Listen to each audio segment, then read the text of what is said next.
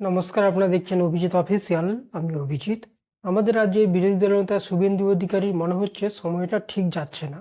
তার কারণ হচ্ছে, আপনারা নিশ্চয়ই দেখেছেন এর আগে রাজ্যের বিভিন্ন বিজেপির যারা রাজ্য স্তরের নেতা রয়েছে তাদের সঙ্গে নানা বিরোধ বেঁধেছে, কেন্দ্রীয় নেতৃত্বের সঙ্গে বিরোধ বেঁধেছে।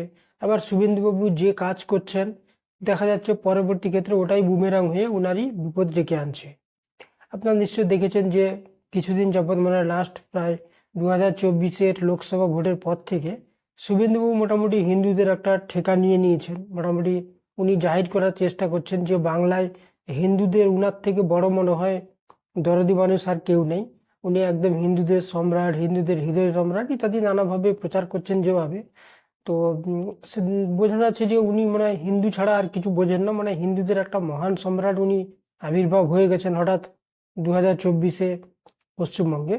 এই ধরনের একটা জাহির করার চেষ্টা করছেন। তো দেখা যাচ্ছে প্রত্যেক ক্ষেত্রেই কিন্তু ওনার দল অনেক ক্ষেত্রে ওনাকে সাপোর্ট করছে না, প্লাস অনেক ক্ষেত্রে ওনার বুমেরাং হয়ে ওগুলো দাঁড়িয়ে যাচ্ছে। আবার সম্প্রতি দেখা যাচ্ছে যে প্রত্যেক ক্ষেত্রে আগ বাড়িয়ে যে বড় বড় কথা বলার জন্য ওনার ফল কিন্তু তার খারাপই হচ্ছে। আপনারা নিশ্চয়ই দেখেছেন যে এর আগে কিছুদিন আগে আমাদের রাজ্যের মুখ্যমন্ত্রী সুনিতা উইলিয়ামসকে কোনো কারণে মুখ ফসকে হয়তো হতে পারে, কারণ কেউ জেনে বুঝে এই ধরনের কথা বলবেন না, সুনিতা উইলিয়ামসকে সুনিতা চোপড়া বলেছিলেন, সেটা নিয়ে শুভেন্দুবাবু সাংবাদিকদের সামনে কত লম্ফজম্প করছিলেন, বলছেন যে অশিক্ষিত মুখ্যমন্ত্রী, এটা বাংলার লজ্জা ইত্যাদি ইত্যাদি।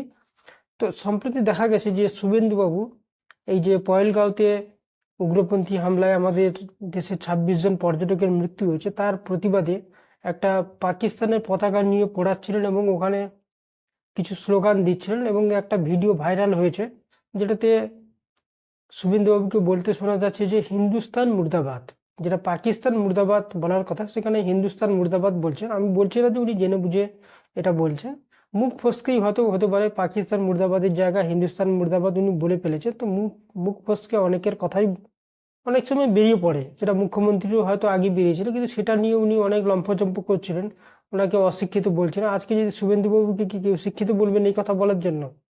এবং এই যে কথাটা বলা হয়েছে তৃণমূলের তরফ থেকে, এই ভিডিওটাকে ভাইরালও করা হয়েছে, তাতে কিন্তু শুভেন্দুবাবু কোনো প্রতিবাদ জানাননি। তার মানে ভিডিওটা একদম সত্যি। আমি বলছি না যে শুভেন্দুবাবু জেনে বুঝে এটা করেছেন, হতে পারে মুখ ফসকে অনেক সময় অনেক কথা মানুষের বেরিয়ে আসে। তো উনি এখানে এর আগে মুখ্যমন্ত্রীকে যে কথা বলছিলেন, আজকে যদি সেম কথা উনাকে বলা হয়, উনি তখন আবার চটিচাটা মিডিয়া ইত্যাদি নানা গালাগালি দেবে, কারণ উনি গালাগালি ছাড়া খুব একটা ভালো জানেন না। কিন্তু হিন্দুদের কোনো নেতা নেত্রীকে, মানে যারা প্রকৃত হিন্দু দরদি মানুষ, তারা কিন্তু কখনো গালিগালাজ করেন না। তো শুভেন্দু অধিকারী গালিগালাজে মোটামুটি নম্বর 1। তো সেক্ষেত্রে আরও একটা তার ঘটনা সম্প্রতি ঘটেছে। একবার সাংবাদিক সম্মেলনে উনি অনেক বড় বড় কথা বলছিলেন যে উনি নাকি সন্ধান পেয়েছেন বারুইপুরে 2জন কাশ্মীরি মানুষ আত্মগোপন করে রয়েছেন। তো সেটার পরে ওখানকার লোকাল পুলিশ কিছু সময় পরে যেটা রিপোর্ট পাবলিশ করছে, তাতে দেখা গেছে যে ওরা কাশ্মীরি কেউ না, ওরা মধ্যপ্রদেশের 2জন মানুষ, এবং একজন হিন্দু একজন মুসলমান। এবং ওই 2জন হচ্ছে 2জন ইঞ্জিনিয়ার, এখানে কিছু বিজনেস বা কিছু কাজের সূত্রে ওনারা এসছেন, ওরা ভারতীয় মানুষ।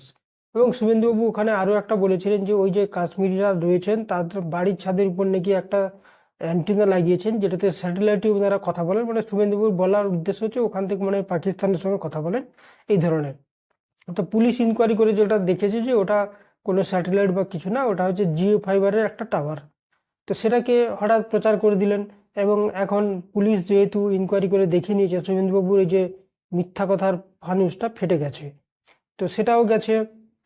তো উনার কথায় খুব একটা আর মানুষ খুব একটা গুরুত্ব দিচ্ছে না। একের পর এক যেভাবে উনার মিথ্যা ধরা পড়ছে, এবং যেভাবে উনি এইসব আগ বাড়িয়ে বড় বড় কথা বলার জন্য যেভাবে তার রিয়াকশন হওয়ার কথা সেটাই হচ্ছে। সম্প্রতি আপনারা দেখেছেন যে উগ্রপন্থী হামলায় কাশ্মীরে যে মৃত্যু হয়েছে বিতান অধিকারী, কলকাতার বাসিন্দা, উনার স্ত্রীর বাড়িতে গিয়ে উনি অনেক বড় বড় কথা বলেছিলেন, উনার ছেলেকে কোলে নিয়ে অনেক ডায়লগ বেরিয়েছিলেন, গাঁজা বানিয়ে দেবেন ইত্যাদি ইত্যাদি।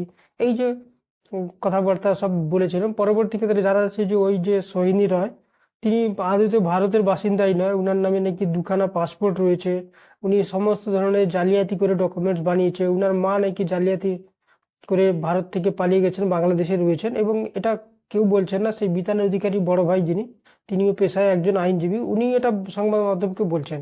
এবং এটাও বলছেন যে এই সোহিনী রায় এবং তার মা জালিয়াতি করতে পারে না এমন কোনো চিজ নেই।